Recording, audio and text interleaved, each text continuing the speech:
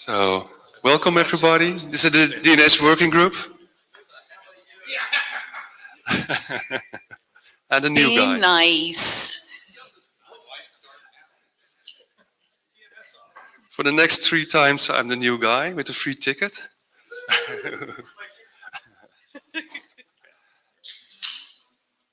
That sounds like a personal problem. Yeah.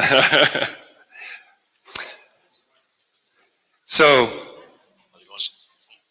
Jabberroom, scribe. We asked Dan York for the scribe. The minutes, Tim and Paul in tandem. Excellent, thank you. The note wall. IETF policies are here in effect in this room. Mind well. The blue sheets, please fill them in. Yeah. We have now a beautiful large room, but we want to have that the next time also. And again, so what's on agenda? We know agenda bashing, blue sheets. The document status have been discussed yesterday. You can see that on the slides, but presented by Tim. So today's previously discussed work, new working group business. So what's on the previous discussed work? It will be the large response by Davy presentation and 3 new working items. Working group, brought to the working group. IVI pointers by Tariq, DNS Zone Digest, presented by Wes, and 7706 BIS by Paul. Good. Any other things? Agenda, everything fine? We go ahead. Okay. And we want 3 minutes. Great.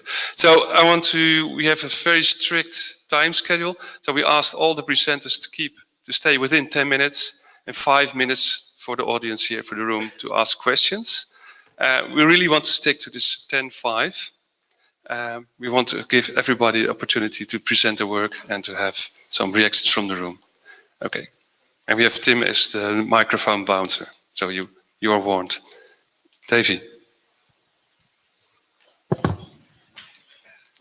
Yes, this meeting is for discussion, and particularly with the new drafts, we're not going to be making decisions about what we're going to do next with them. We're just trying to the chairs are just trying to get a sense of the level of interest in the work. Okay. The time is limited, so firstly I would like to know how many of you have heard of ATR and or read the draft before? Okay, okay. I just brief the document history, and there are 2 versions. The first version is just a simple improvement on the authoritative server, not require any work at the reserver side, and as an experimental document. And I update it after some input and comments, and I add an indicator as a AT bit in the EDS0 OPD header. That features require this document to become a standard track document. So we will discuss and discuss later whether this is necessary or not. Okay, the background is the background is that the IPv6 difficulties in the fragmentation. There are 2 ways to handle large DNS response: fallback to TCP or use EDS0 to negotiate a large payload. Or usually there are 2 ways not functioning. We call it a signal way. They did not work together, and some publication and some evidence show that there are some severe packet drops. I don't jump more deep into this discussion, but I think more people are more authoritative to me. For me, I just one slide to introduce the ATR mechanism. The intention is to decouple the DCP fallback and the EDS0 and make them parallel work. And ATR adds a function as a module function into the response process in the authoritative server to respond another response with the truncated bit set. So it's very simple and intuitive. Note that there are two parameters need to be pay attention. One is the payload size, and another is the ATR timer. And I discussed these two parameters in the operational part section. So that's just the second version I added. I borrowed some slides from Jeff. He did some, Joe and Jeff did some measurements on how it works and the benefit gain from the ATR. And the general idea is to just jump and get rid of some retrial and cost waiting from the resolver so that they can work in a way to help the packet drop in the middle. Due to the time limited, I cannot go deep. So one benefit is this test demonstrates that ATR benefits nearly 17% of the affected users due to the large DNS response issues. I mean, 17% of the user who cannot receive the fragmented UDP packet, large packet. So that's the first part, I mean, the 0.0 version of the draft talking about. And the second version, the 0.1 version is to introduce ATR indicator. The intention of that indicator is to distinguish the ATR response in a way from the ordinary truncated response, because some servers may truncate the response at some size, packet size, and so that people can log some cases where the ATR response received without the ordinary large UDP packet. So some problematic name servers can be flagged, and some policy or some tuning can be done on the authoritative server on that name servers. That's the intention of ATR. So I introduced one AT flag bit in the extension header, and that required a standard track document to bring this function.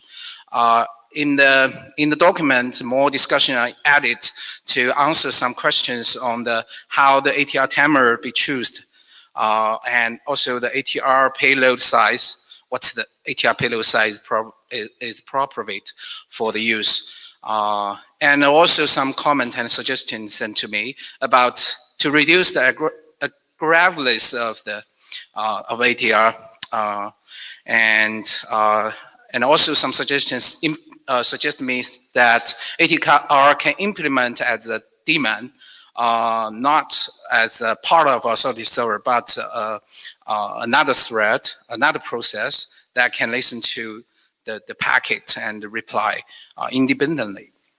So I do not go each part deeply. You can refer to the draft. So yeah. Next step is do you like the ATR, or do you like ATR indicator with the 80 bit? That's the question I would like to ask you. And right now it's a personal draft. It's not currently belong DNSOP. And I'm not sure it's okay right now for standard track, but I think that the necessity of standard track is only due to the 80 bit involved. So I personally prefer experimental first, because these have already done in my lab and also Epinic lab. So that's all I would like to introduce and ask you.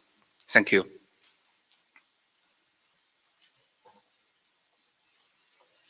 And another adding, some challenging questions about the security issue, because ATR response, additional response, right?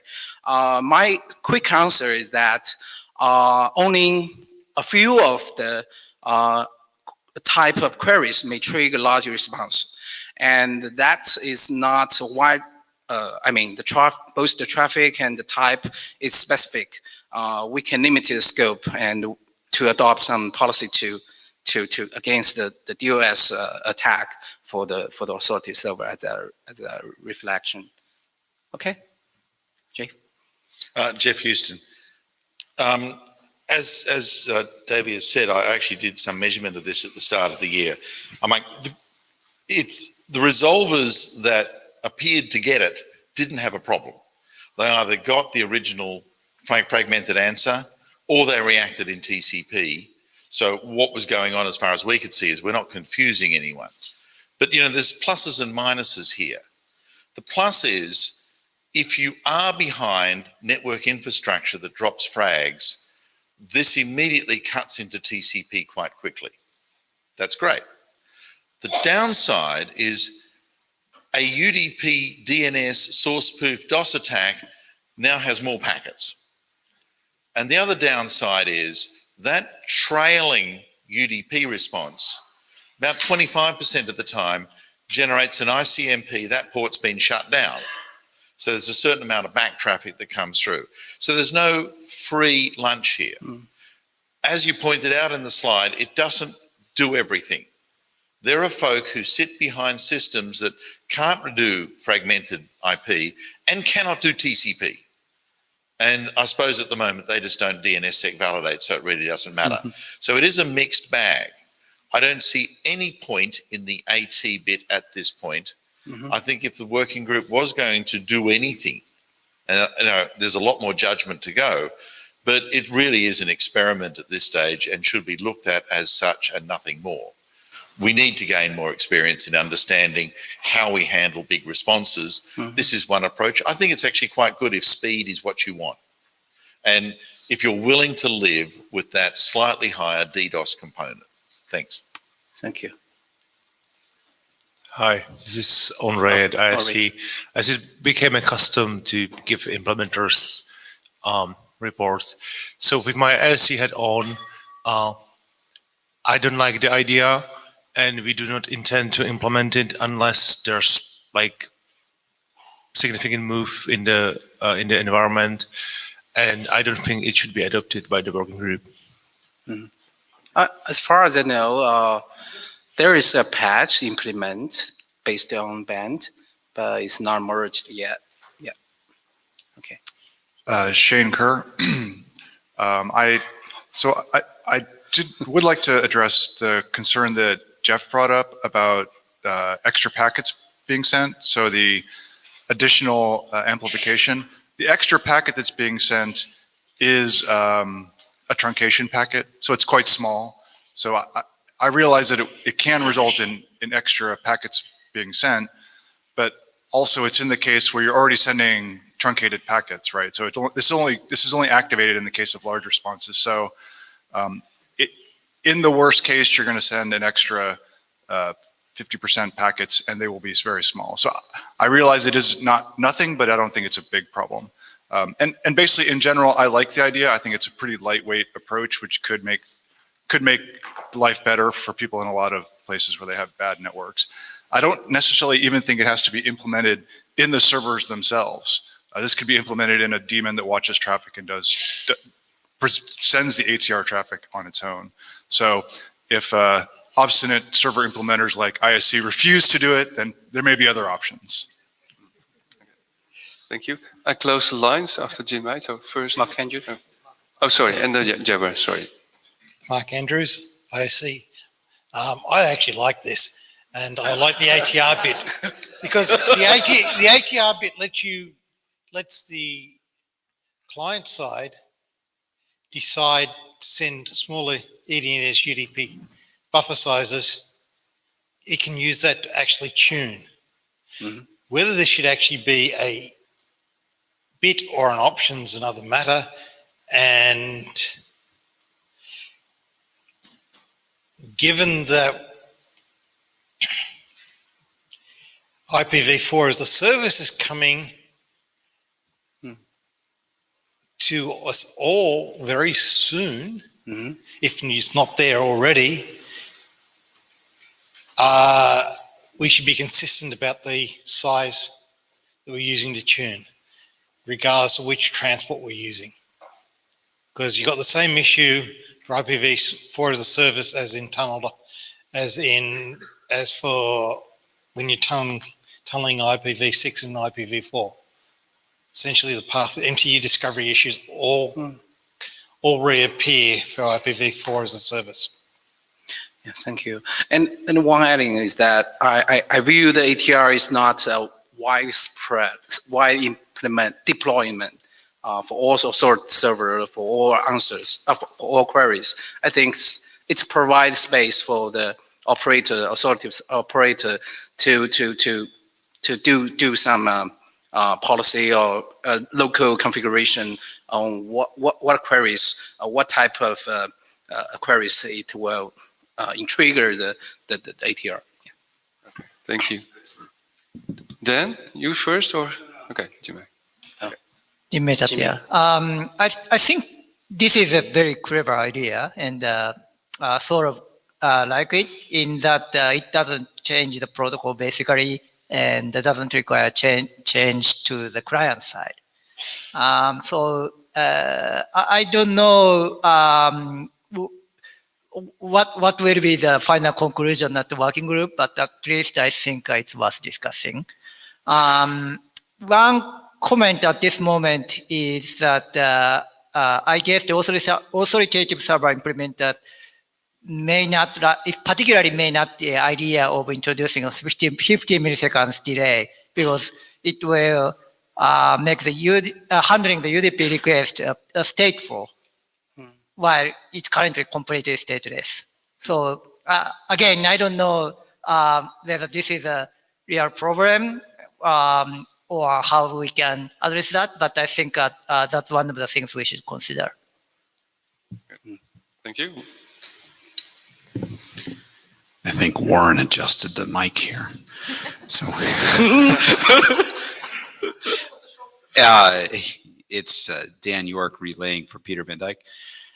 He says, he has a couple points. One, ATR changes a best case before fragmentation exchange from 2 packets in a legitimate situation into 5 packets in an attack situation.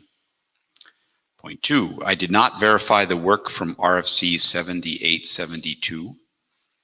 The APNIC work is useless because the experiment ignored the EDNS buffer size from the resolver client. Thus, we have no useful numbers on how much ATR is helping.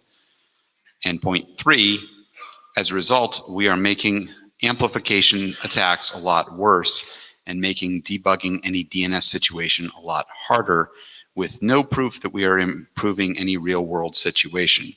And number 4, with his Power DNS hat on, we have no intent to implement and we oppose adoption. That's it. Okay. I'm here at the end of the line, so that's it. So we actually got a mix of people. So yeah. Thank you for thanks, and I think we need to take continued discussion to the list. Thank you, Davey. Maybe I will ask something about my question. Do you like ATR? Definitely, I think most of people like. And the 80-bit, how about this? So some questions. Yeah, these are the questions that we need to consider on the list. And next up is the IVI PTR draft. Jarek, if you come up.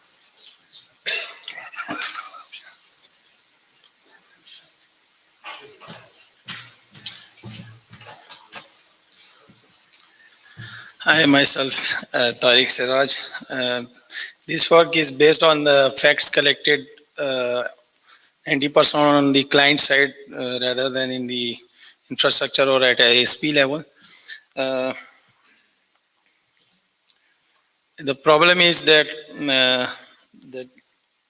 the query resolution process is forward lookup and reverse lookup, but there is the broken link that IPv4 cannot be resolved to IPv6 and IPv6 address cannot be resolved to the IPv4 address.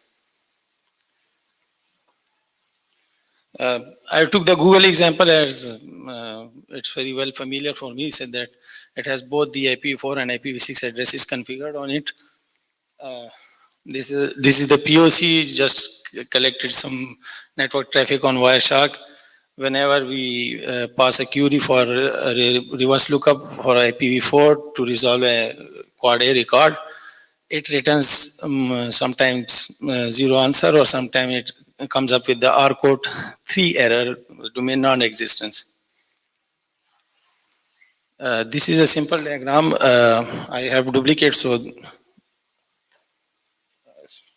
this is if manually a service is written for client side and it wants to resolve the IPv4 and IPv6 address against the IPv4 address, or IPv4 address against the IPv6 address, then the stuff has to implement these two-step functionality. First is it has to look up the reverse lookup for the domain name, and then forward lookup to get the IPv6 address. The question is that the problem is by doing this is that most of the subdomain labels are not similar for IPv4 and IPv6. Actually, they are different most of the time. That's why we can rely on a single domain name, and we have to identify the actual domain name that has subdomain name that subdomain labels that maps to the IPv6 or IPv4 address, especially in the case of CDNs. This is the proposed IVIP PTR, and it increases the trust on as because it works on reverse lookup. So and network administrators, especially security guys, they don't trust the forward lookup domain resolution, query resolution process, because IVIP PTR using the reverse lookup for both IPv4 and IPv6, so it will increase the trust in the DNS infrastructure. This is the motivation use case, motivating use case. The idea behind was just to, if an organization that has decades maturing its IPv4 security rules in network security components, and it suddenly decide that either they want to test an application with IPv6, or they have just enable IPv6 in their network. So any automation service can be written that can automate the security rules deployment for IPv6 parallel to the IPv4 that has been already matured enough in a network. So this was the motivating use case, and the other use cases are that it can be used to promote the usage of IPv6, as if somebody access FTP server using the IPv4 address, it can be translated into IPv6 and explicitly connected to the client, connect the client to over the IPv6. Similarly, some customized debugging utilities can be written, just like traceroute. It can be it returns the PTR records at every hop, so it can also return the IPv6 along with the IPv4. And early whitelisting is it's an inside idea. I have no practical experience with that, but mail servers actually look up for the claiming IPs, and they reverse look up the IP address, so to confirm that the domain claiming the IP is exactly the one that is claiming in the email. So similarly for IPv6, an email received on IPv4 network can also be used the same IP to check the IPv6 address for that domain. If it exists, that can be whitelisted earlier before receiving any email from that server on IPv6 address. And this is just the terminologies, ideal scenario, non-ideal scenarios, but I have separated the labels with the x.example.com and x6.example.com. And x6 is mapped to the quad A record, and X is mapped to the A record. X can be anything before the main domain name. Straight to the IVIPTR will be in the reverse lookup prefix file, and it will be just like that. Instead of pointing to the IP, it is in the IPv4 prefix, instead of pointing to the PTR record of IPv4 labels, it will be pointing to the X6 domain label as a target. And similarly in the IPv6, it will be targeting to the x.example.com. And this is the query tab. There are some typos as well, but I took these images from my draft version, so forgive me for that, I apologize. This is the name field query resolution process. So the client will generate a reverse lookup query for IVI PTR. It will receive by the recursive server, and the recursive server will initially resolve the X6 domain name for that has a corresponding quad A record in the forward lookup table or file, and then it will regenerate the forward lookup query process to the authoritative server and receive the quad A record and put the response back into the original query response and send it back to the client. So this is actually the query resolution process for resolving IPv4 into IPv6, and similarly for IPv6, I've written the IPv6 address in a form in a compact form actually, because in real form it will be so long. So I use the double colon notation here just for the ease of showing in the diagram there. So these are the two query processing use cases that will be processing through this new IVI PTR resource record, and that's it, if I'm not late too much.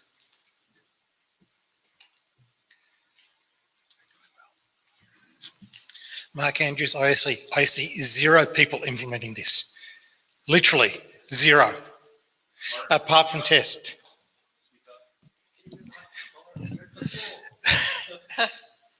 You must have been up here. Mark Andrews, I see 0 people implementing this in practice, other than test labs and things like that. You're going from a number to a name. Why don't you start with names? If you're configuring firewalls, if you're going to use name-based lookups, you start with names. As for misnames between V4 and V6, that is a short term, as in right now,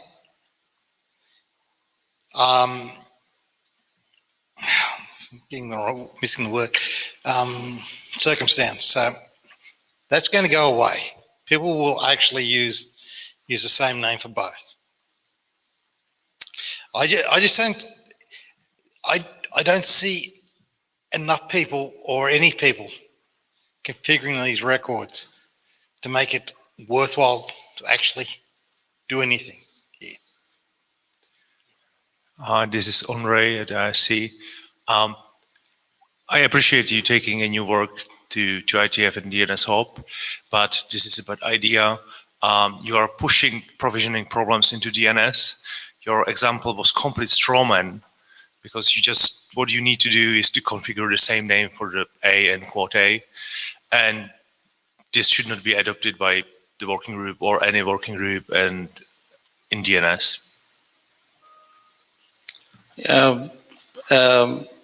As I told that I have found all these facts on the client side, and I have seen most of all of these domain labels for IPv4 and IPv6 are different everywhere. So that's why I came up with this idea. That's it.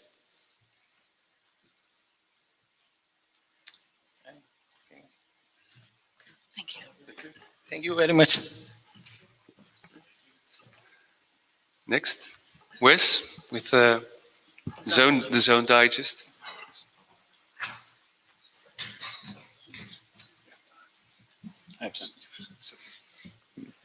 But I can talk really fast. I'm good at it. Okay. All right. Wes Hardiker, ISI. I'm here to talk about draft DNS zone digest. It's in the repository, and we are, eventually considering it for adoption, ideally. The authors list isn't on there, but it's authored by a bunch of people that have all thought of this idea at some point in the past, and we got together, and thanks in large part to Dwayne Vessels, who did a large part of it, pushing it forward, including making most of this presentation. So the quick too long don't read is secure zone files. It adds a checksum to zone files as they're transferred, actually ahead of time, so that you know that you got the complete set and that nothing about it has been altered and all that kind of stuff. As you know, glue is not currently signed, for example. It basically adds a cryptographic digest, and it creates a new zone MD resource record type, preferably secured as well by DNSSEC. We'll get to that in a bit. So motivations and use cases.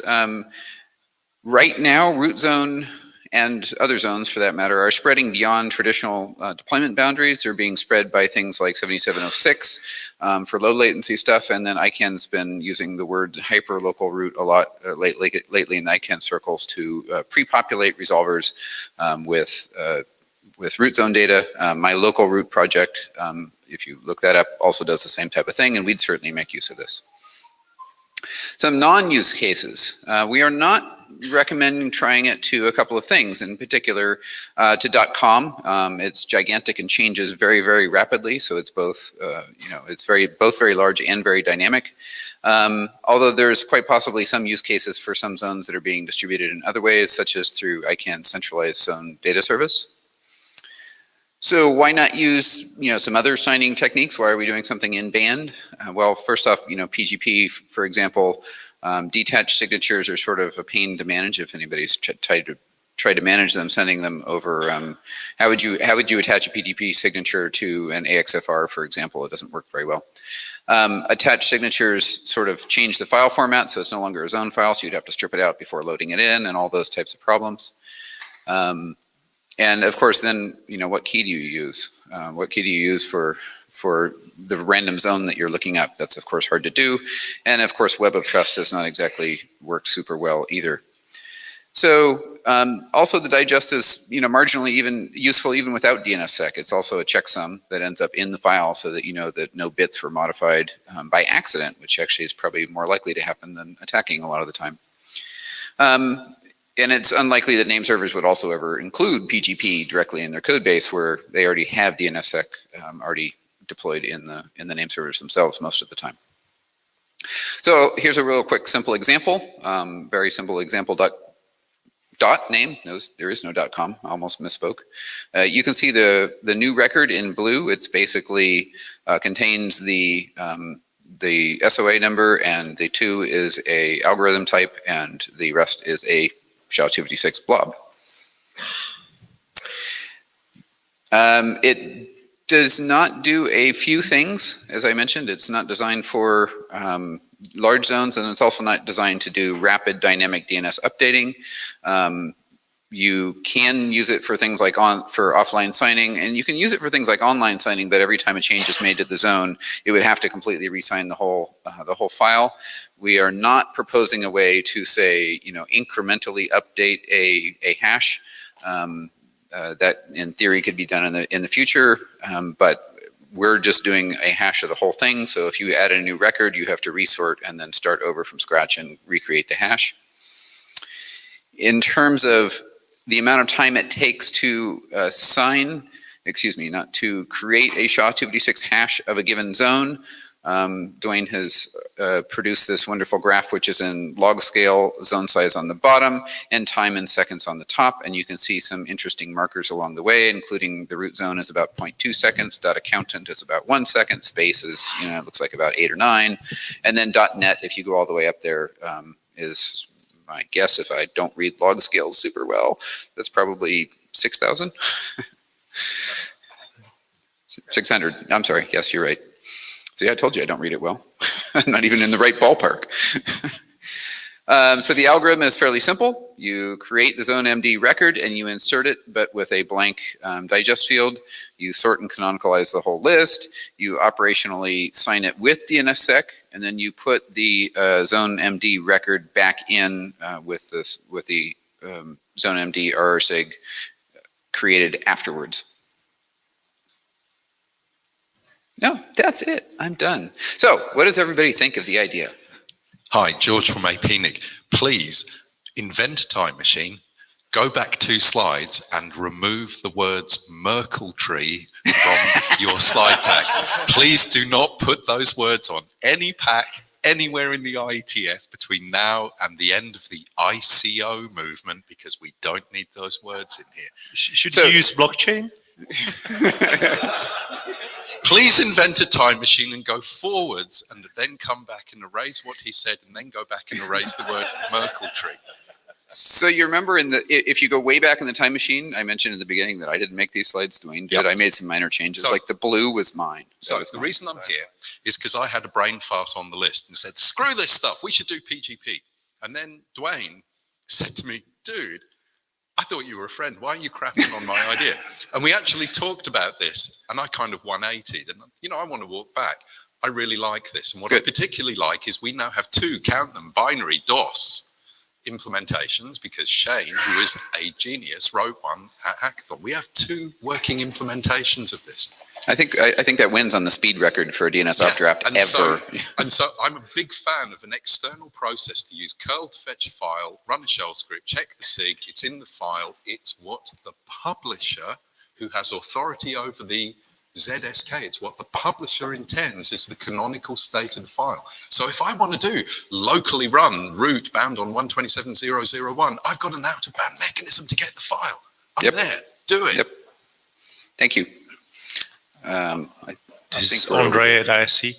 Yes, please invent a time machine and go back before we implemented local copy of the root zone so we can use it. So I like the idea. Thank you. And I think it should be adopted.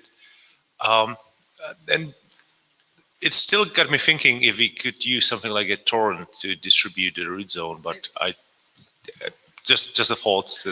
Yeah, I think there's been a lot of different ways to think about distributing the root zone content in particular. If you have a hash, then the hash might be used Right. for. Yeah, because then you can get pieces of it from random places, like from stop it.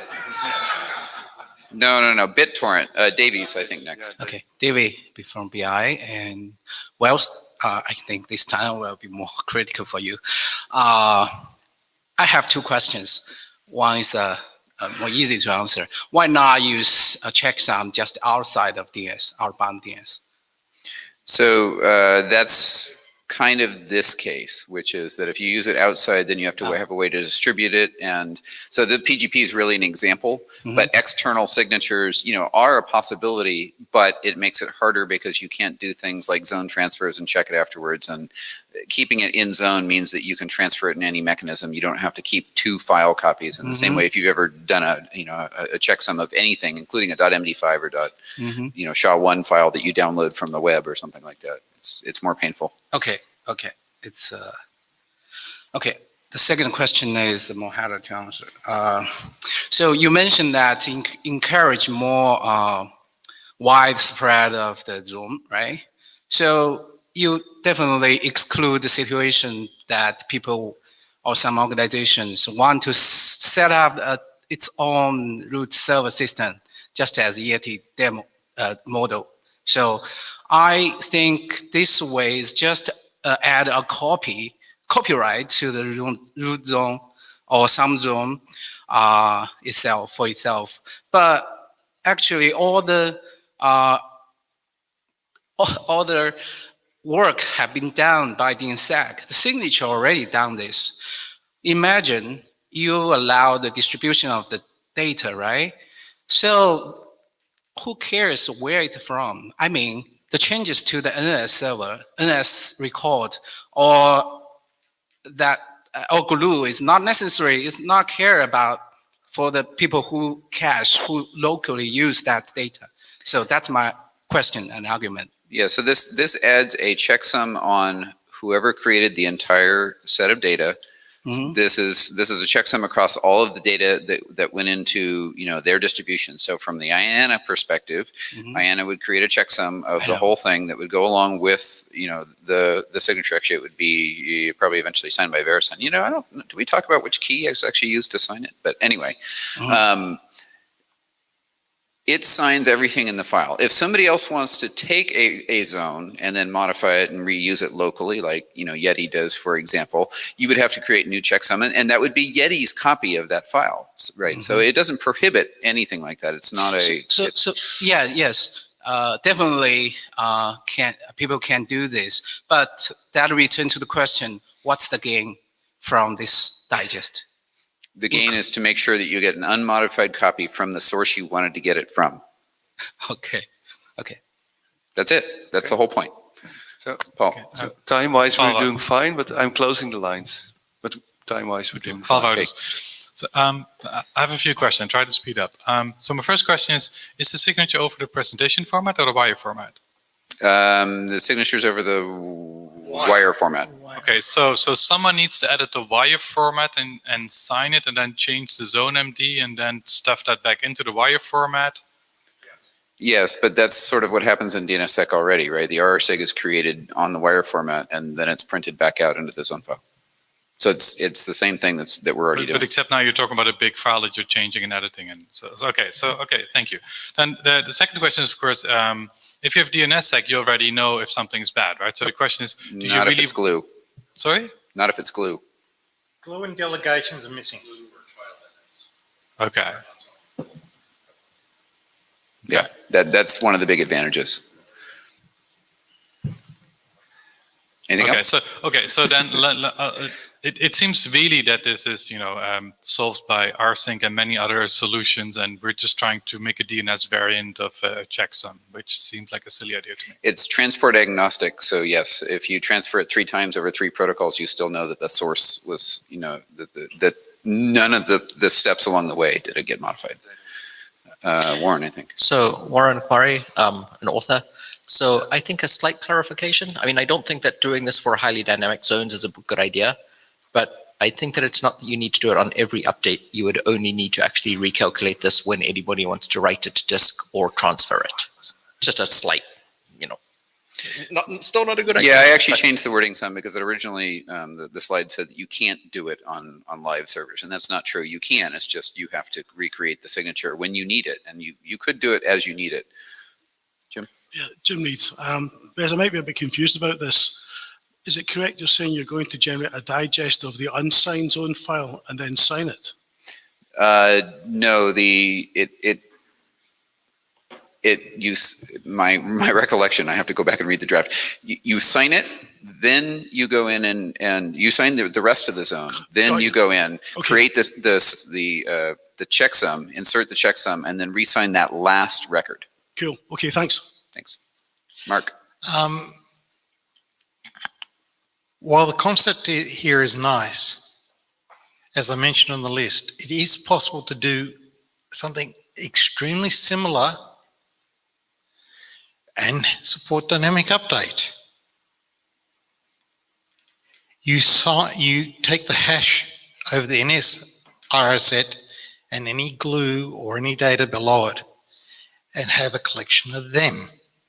And have a what of them, I'm sorry? You have one of them for each delegation point.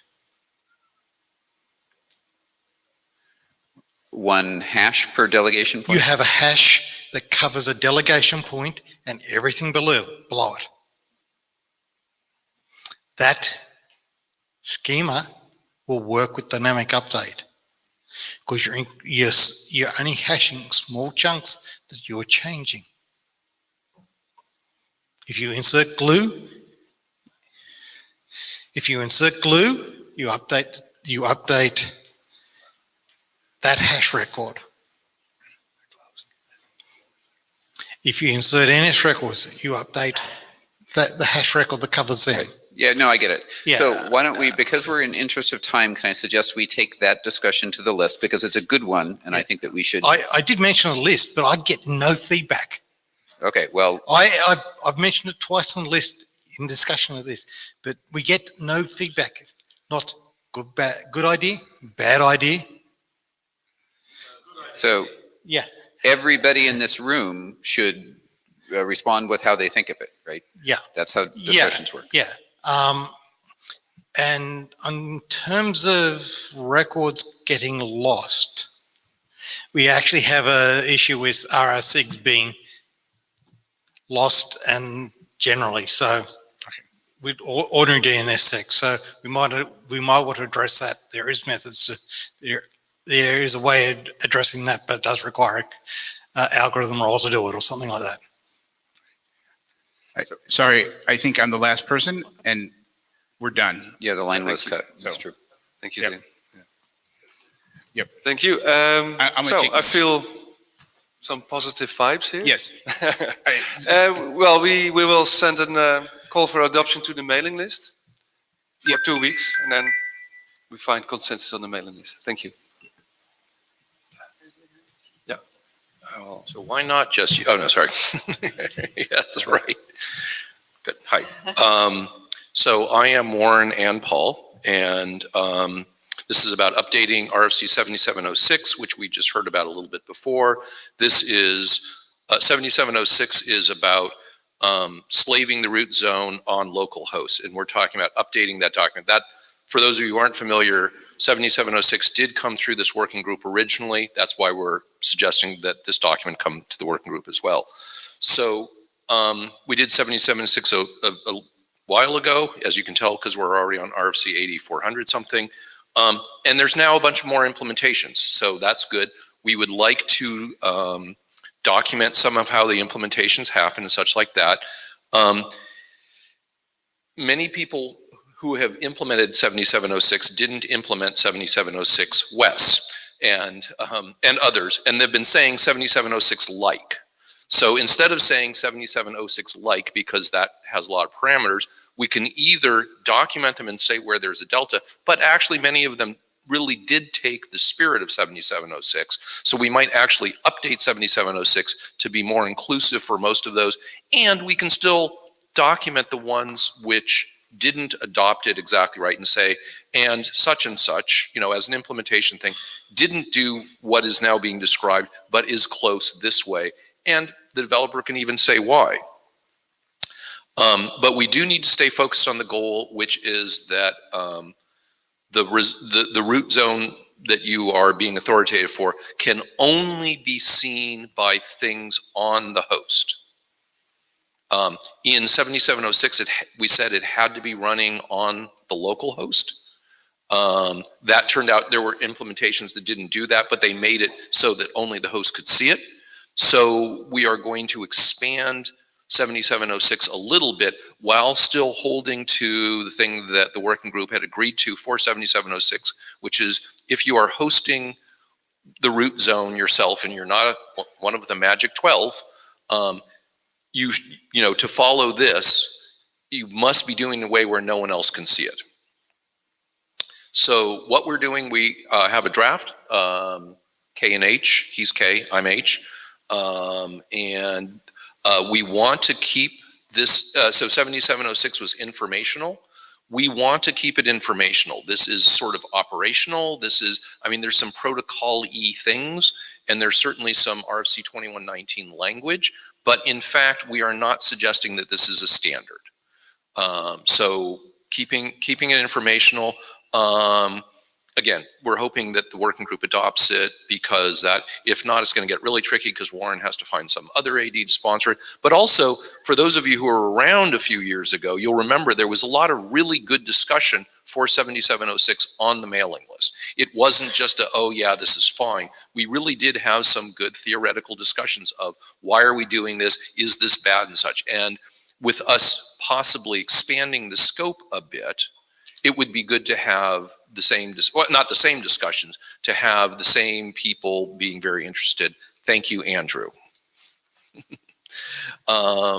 So how we're doing it, we've already put out the 01 draft.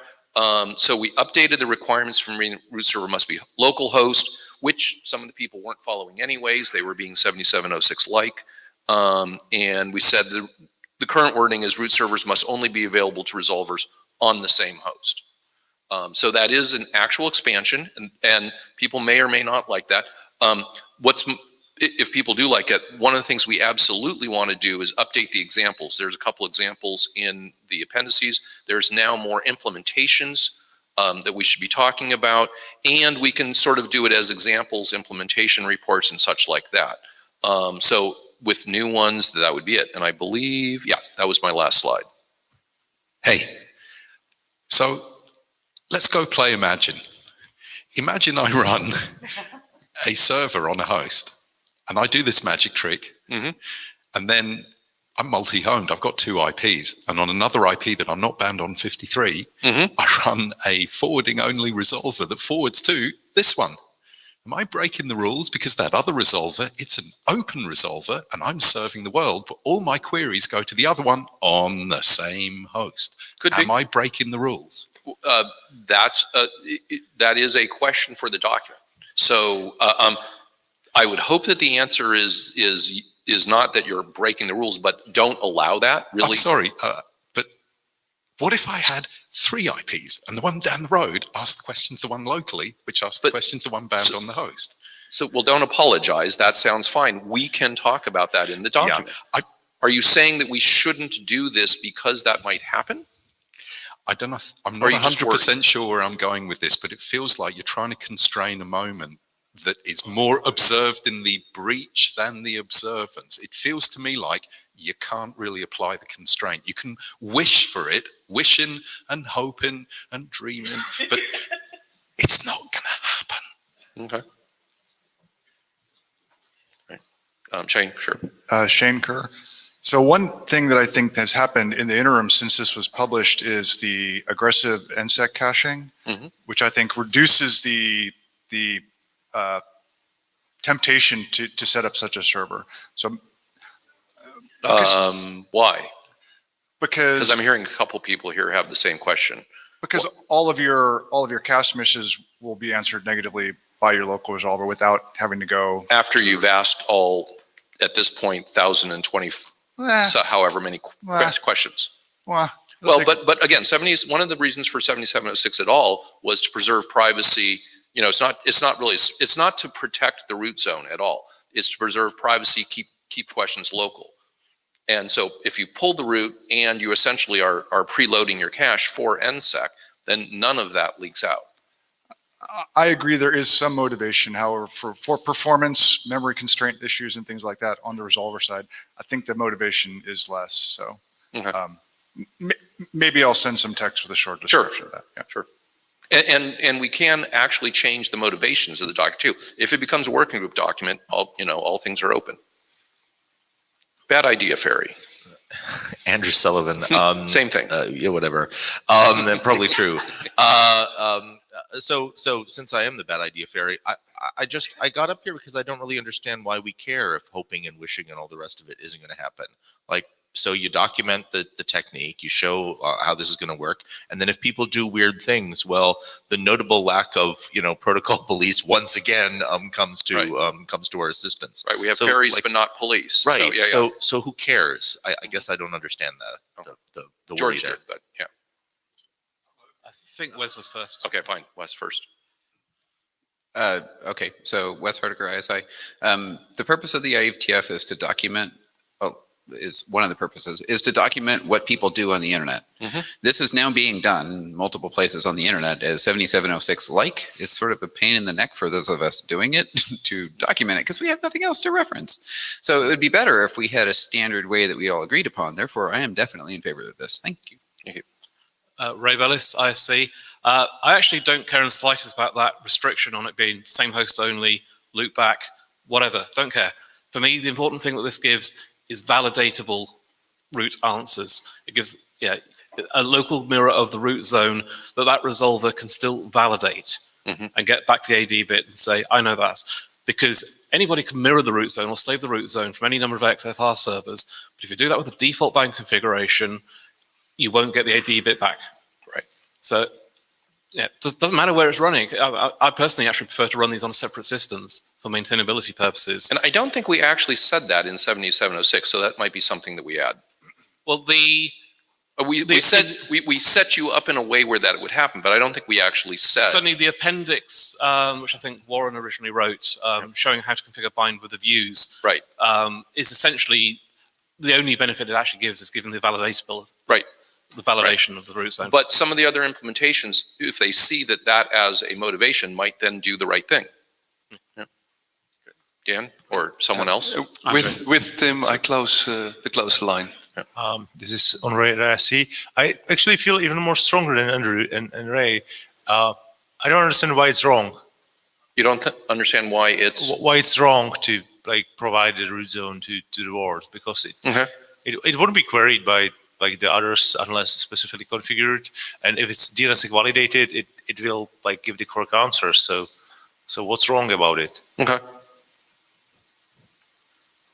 Dan? So I am relaying for Peter's basic.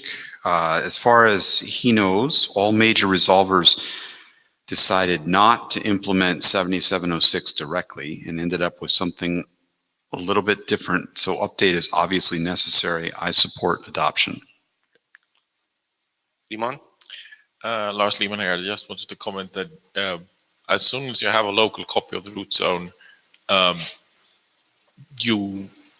AD bit becomes, I wouldn't say irrelevant, but it becomes questionable. So you will push the validation onto the end system somehow. You can replace the key with a different key and say, my local community should use this key instead. And then you can also modify the content of the root zone. So validation is kind of iffy here in my view. And just keep in mind that it doesn't work as intended with the large zone, because you can change the keys in a local community. Yeah.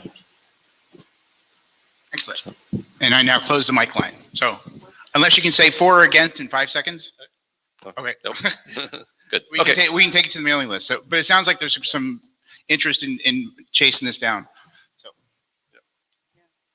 So that was the last item on the agenda. We want to say thanks everybody for the discussion and for the presentations, especially for trying so hard to keep to time. We really appreciate that because we want to make sure everybody gets their say. We will take further discussion back to the mailing list. Thanks everybody for your time, and we'd like a brief round of applause for our new working group chair.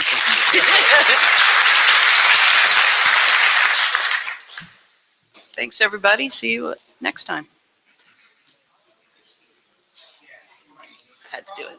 No, I had to.